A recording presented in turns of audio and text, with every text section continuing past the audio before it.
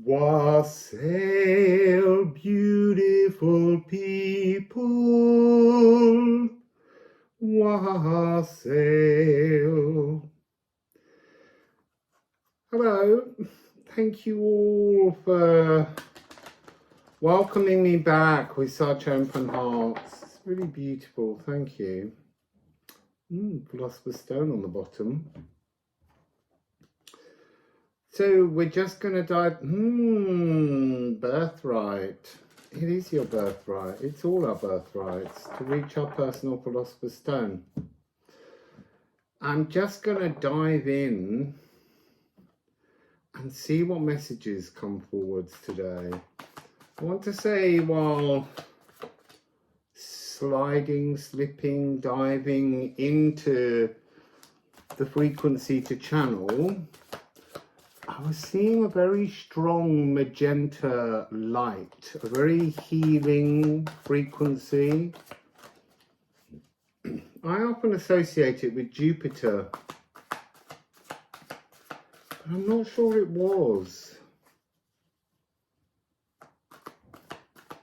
So let's just see what the Alchemy of Sound Astrology has to offer us.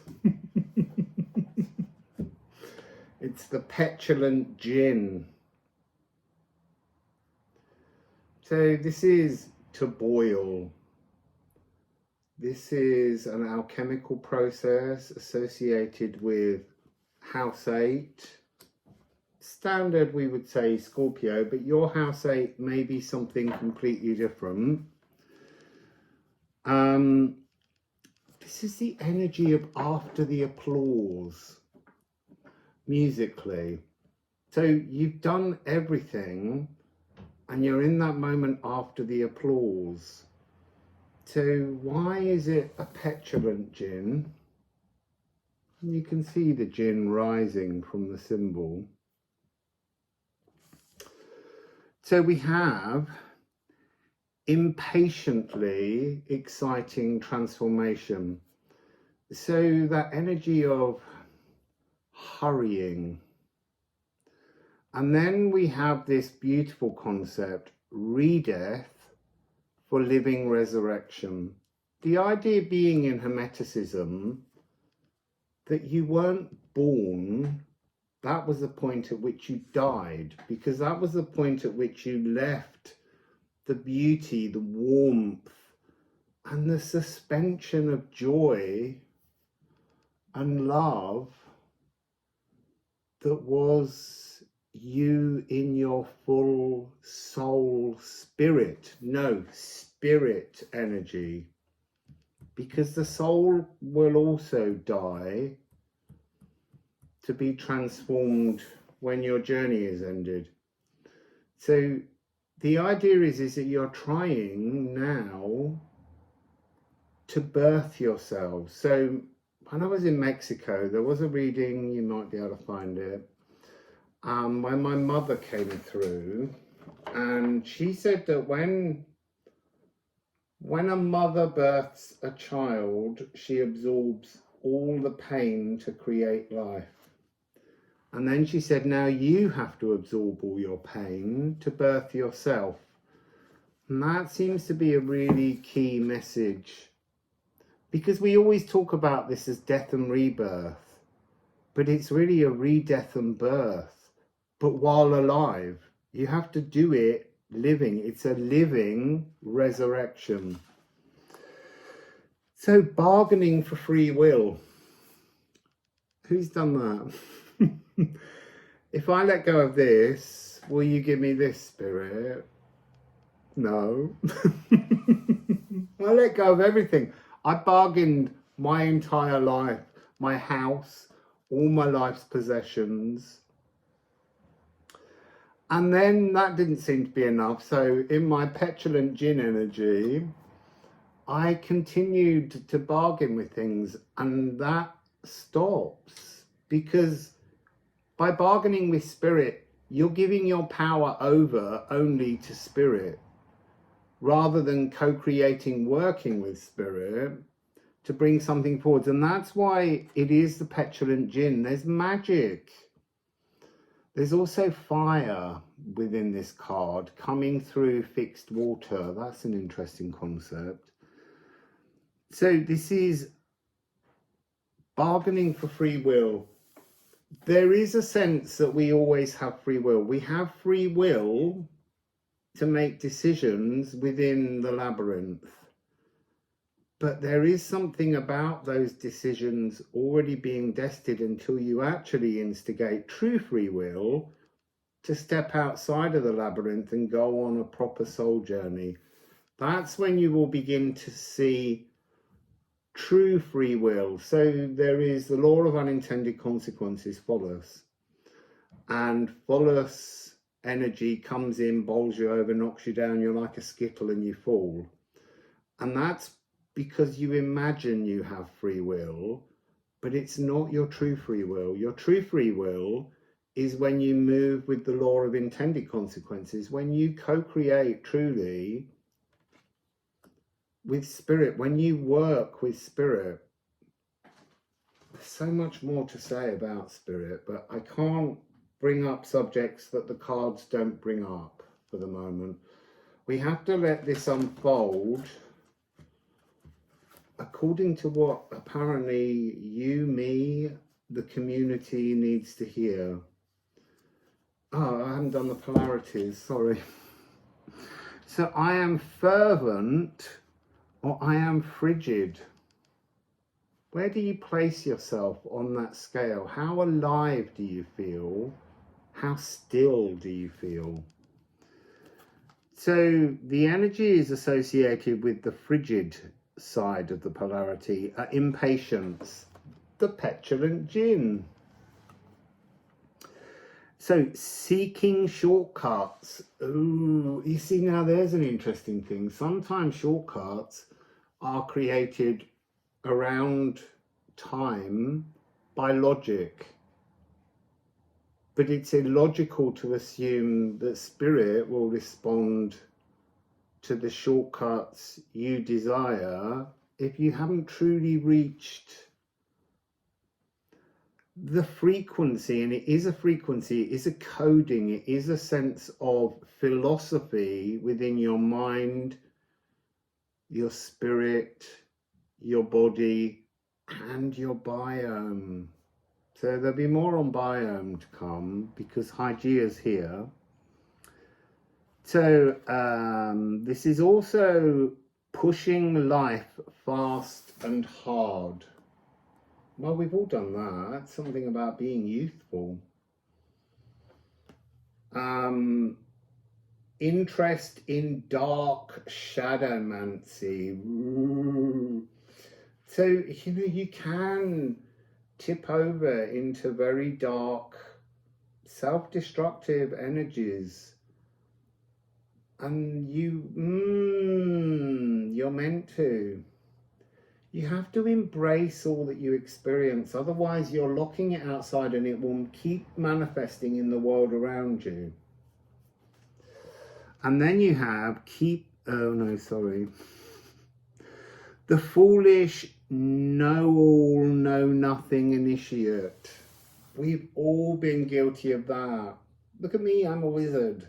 Woohoo, and nothing comes. You know, we think we know things, we know nothing. We are initiates. We are on a journey to learn how to meet and work with our higher, other, elven self, however you want to describe it. So I am fervent, initiate, accept that energy, fresh thoughts, an open page, a receptacle to receive knowledge that you can action into your world. This is wise study, studying, learning. If you stop learning, you stop living. Then there is follows sacred truths. What are sacred truths? Whatever turns your heart on. They're sacred to you. Everyone's sacred truths are different. we all have to learn to feel this energy warm and alive and shining. So then we have open to esoteric mystery walking. That's the path to rebirth. Well, birth, sorry. Re-death and birth. It's complicated. And the keeper of secrets and guardian of veils. You see, that's a really interesting one, because I feel like I'm being told to spill all to help others. There's something within that may be an old esoteric mystery. I mean, look, I'm not going to describe every moment of the journey I went on in the last 2 months, because it's a bit like making you sit and watch a load of slides on my holiday snaps. So there are things that are personal, but this is more about the ability to keep secrets alive within you and guarding your own veils. See, that's interesting. That's never come through that card before. So let's continue. 11 minutes in, we've only done one card. They're deep. They're offering things for you to consider. So all those things I just said about, look at them, list them. Do you recognize them in yourself? Have you transformed them? So what's the next message, please, to go with boil? I feel like it might be a Liffruma. Let's go to the Liffruma deck, because sometimes this is how these work now.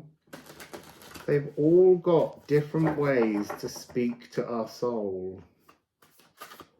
So Liffruma, do you have something to go with boil, please?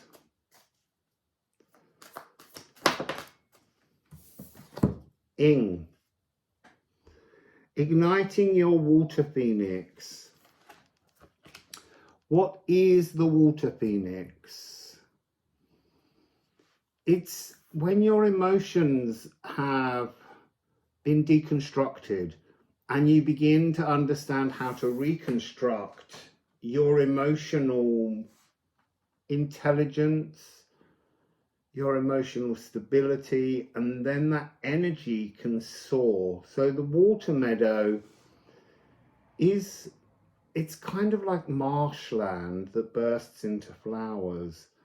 Sometimes it's flooded, sometimes it's really difficult, it's soggy to wade through, it's tearful, it's deeply emotional. But when you're in your frequency of understanding a little more, not everything, just a little more of your emotional truth, you can soar. So instead of a djinn coming out, a water phoenix comes out, something beautifully aqueous.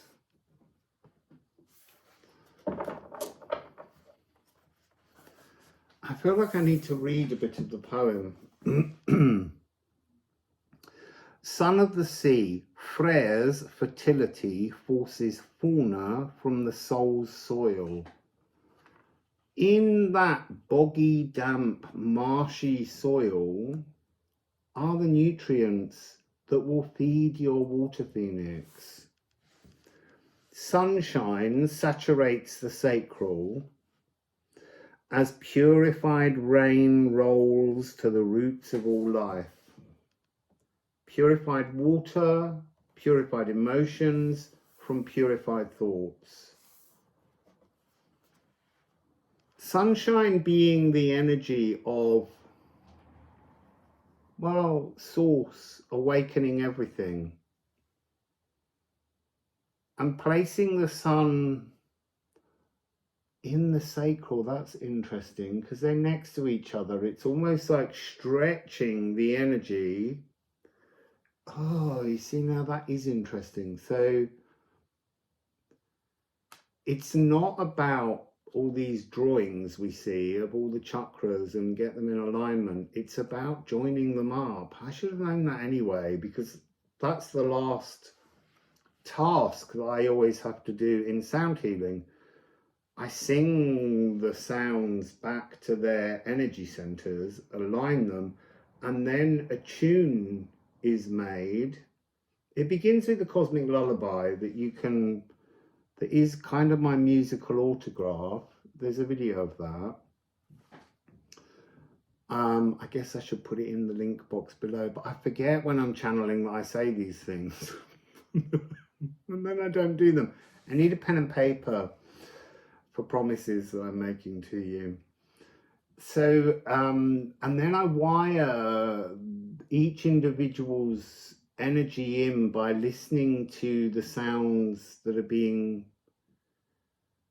received by me, because when you're doing healing, you become a receptacle for the actioning of other to work through you. So let's just look at those two cards together.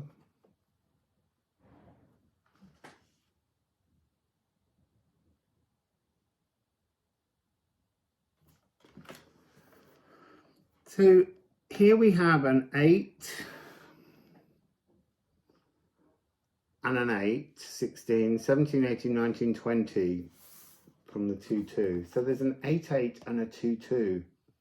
So there's a very strong energy of reaching out to your other self through the rising of your water phoenix, 8-8-2-2, which does come down to a 10-10. So what else, please, would you like to say, Alchemy of Astrology, on this healing soul path? 2 cards, and they separated. They were very clear in their energy movements. Remove has come out in the reverse, and so I'm going to begin with the reversal of that energy, and then filter has also come out in reverse. So we're going to read the energies on the back in the reversal state. So I am inverted. Now, is inversion something that is wrong, or is it merely a moment when we go inside ourselves, go on a journey inside our being, inside our mind, inside our feelings, to find the shadows that need to be removed? One sec. This next door's door being knocked. But this card's knocking on your door. I love this card. It's remove, and just down at the bottom here you can see the canvas showing through, and there's this wonderful hummingbird. It's got quite a long beak. So let me just read this. I am inverted, because the other polarity is to be converted, to convert something. But in order to convert, you need to go inside to look at what needs to be converted. That's a really strong message. So we have revisiting, because when planets go retrograde, which is what this card is about, they remind us of energies you've already walked through. And they're recent energies, but they may have brought up stories, tales, emotions from your past. So on the back, inverted.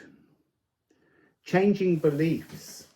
It's asking you, are you willing? Are you willing to change your beliefs for something better? Or would you rather stick with what you know and just continue through the labyrinth?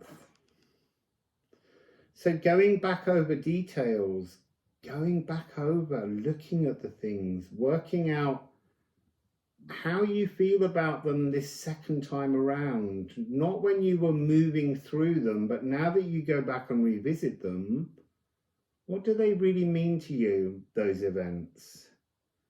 Being humbled by misunderstandings, things where crossed wires came in, They didn't come in to annoy you. They came in to teach you something about you. But it's about us choosing to recognize the opportunity in misfortune.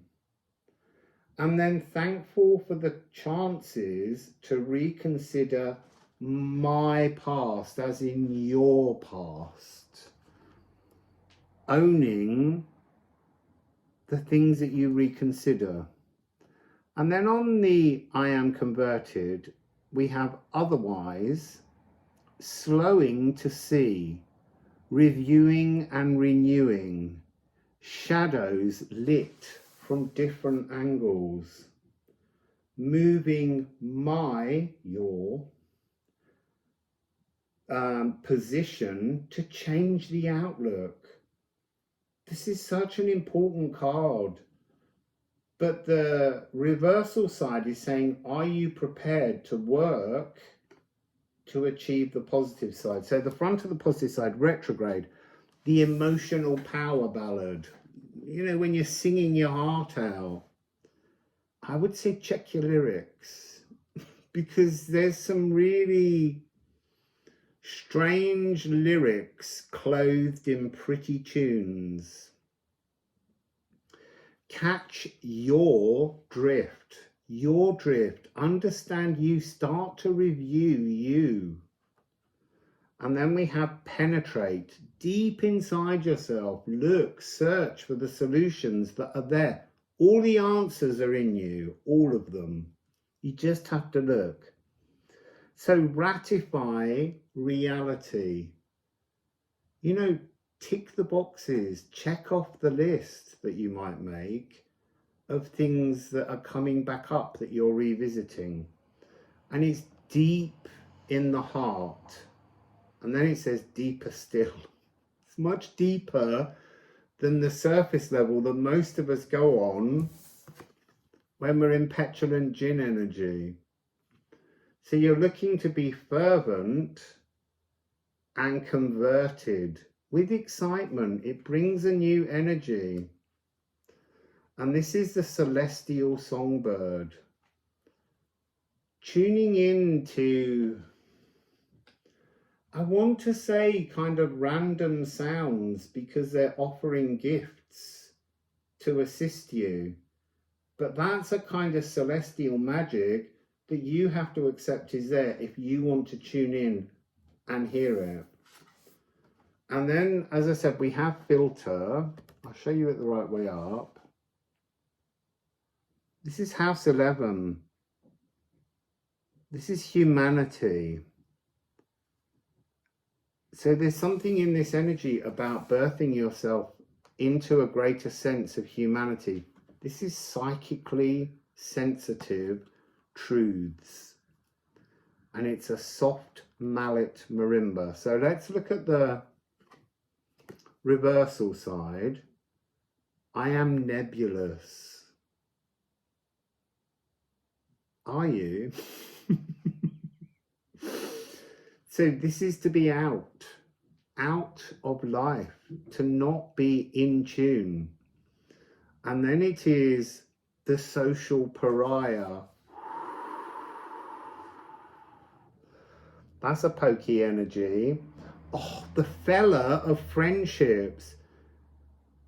And that can be both good and bad, but there's something in this where it's asking you, rather than you fella friendship, rather than seeing the elements within them that are a projection of you that you won't integrate.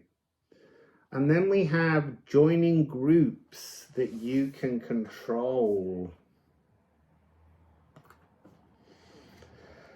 And finally, driven by a hidden messiah complex. That's going back to this again.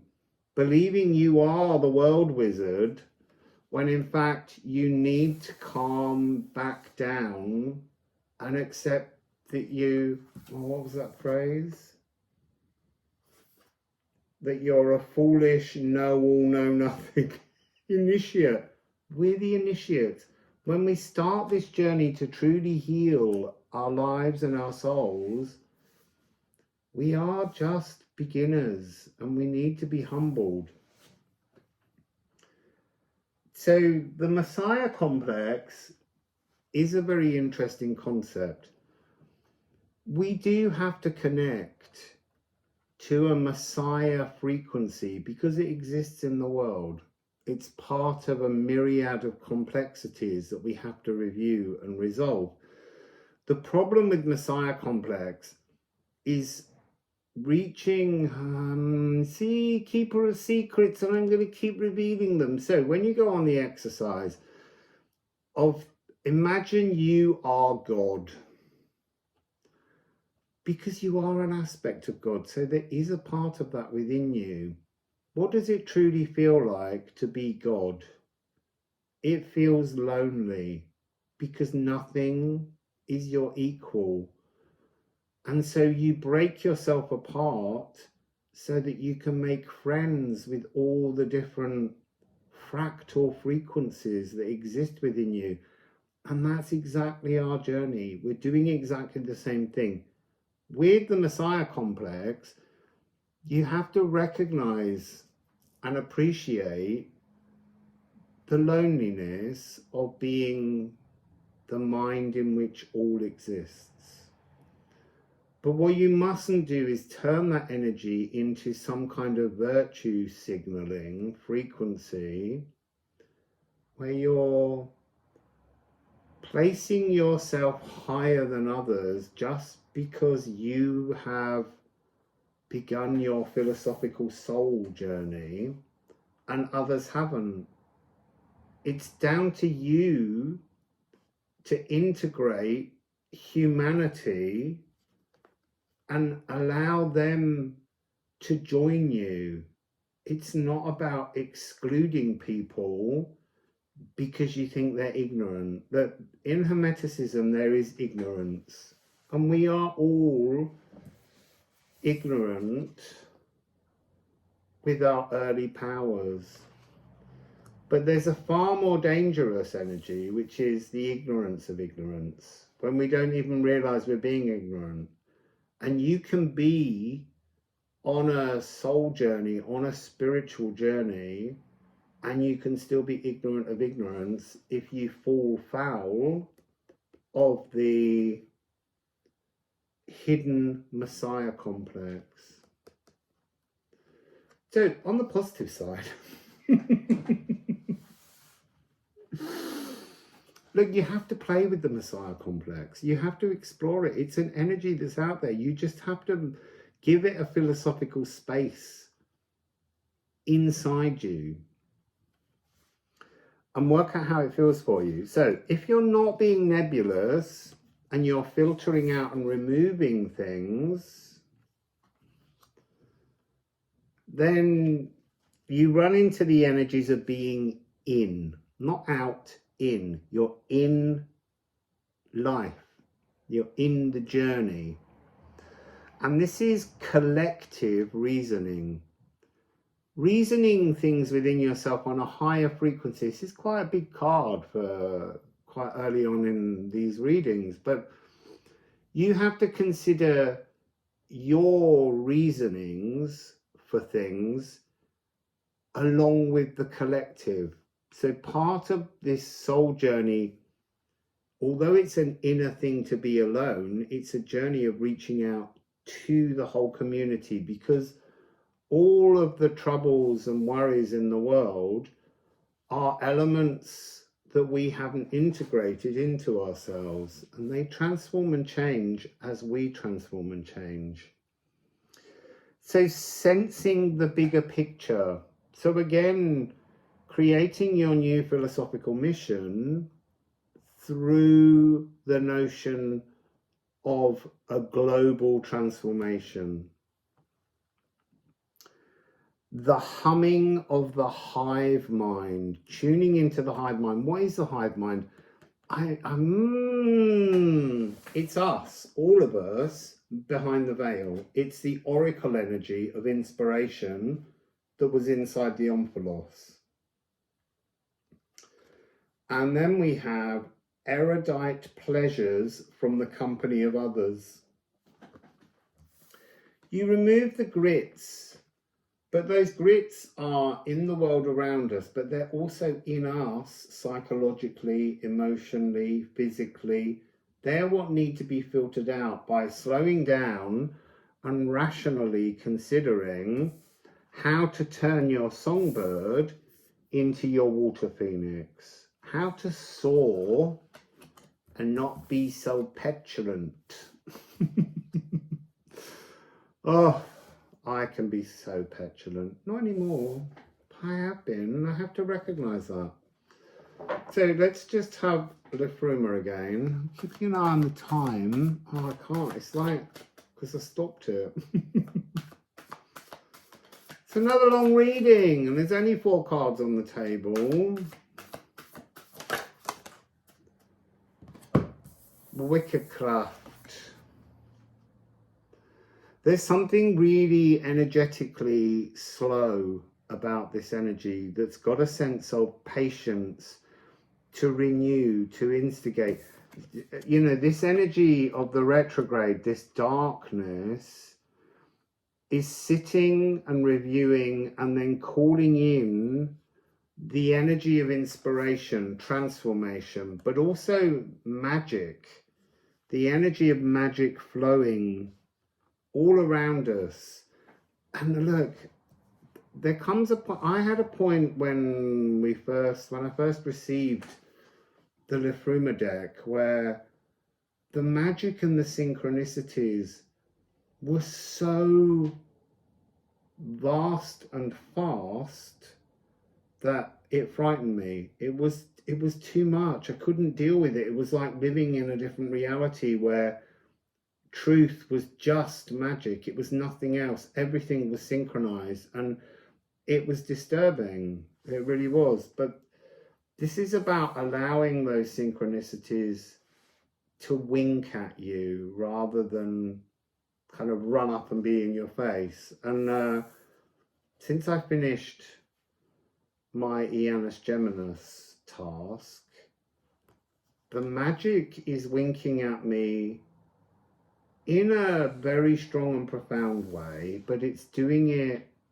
in a much more playful, gentle, slow way. It wasn't crazily heightened. So allow the magic to form around you, to walk with you, to exist within you, so that it can wink at you throughout the water meadow. It's really interesting. So, is there anything else that needs to come from this message? I mean, we have got this energy of 88221165 is a 11,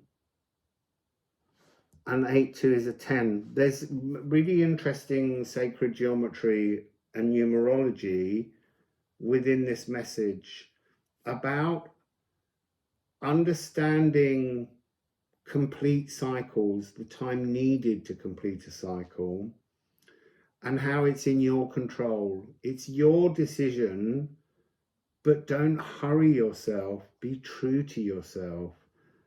And then you will reach that, because we've got 882282. So 828282, they're each a 10 column, a completion column, a rebirth column, a birth column, a redeath and birth column. And then at the end here we have 1111, which is bringing them into the natural world, bringing them into the world we live in. 11 for me is a frequency of the earth. 12 is more our actions on the earth, and 13 is the inspiration that is through the veil that we're all part of. So, now they're playing with words with me now. So within these two, the words are boiling. Are you boiling or are you simmering? Because there's a very distinct difference When you're boiling, there's all this additional unnecessary moisture, emotions that just go into the whole world, and they create that boiling energy that you're witnessing as troubled. Or are you going to sit and simmer and filter the magic into you? Allow only the joy on the wonder of synchronicities, of mystical winks and spirit kisses to enliven your day. So that's today's message, beautiful, beautiful people. And I'll see you again tomorrow.